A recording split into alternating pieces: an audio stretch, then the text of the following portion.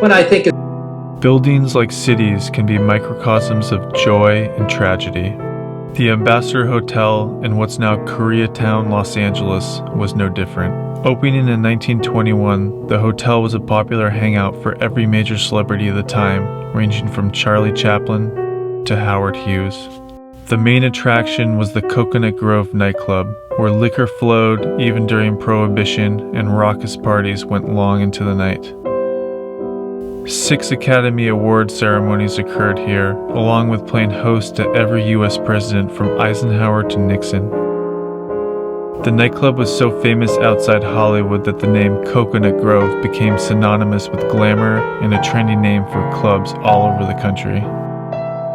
All parties must come to an end, though. When Robert Kennedy took the stage in 1968 to give a celebration speech for his victory in the state Democratic presidential primary, emotions were high. Following the assassination of Martin Luther King Jr. by only 2 months and entrenched in a hopeless war, the United States was suffering a national nervous breakdown, and many saw Bobby Kennedy as the savior who was going to bring a divided country back from the brink. As Kennedy finished his speech, he was being ushered through the narrow hotel kitchen when he turned to shake the hand of a busboy. That's when a man pulled out a .22 caliber handgun hidden in a rolled-up campaign poster, shooting Kennedy 3 times along with hitting 5 others. He died 26 hours later. The election went to Richard Nixon, and the rest is history.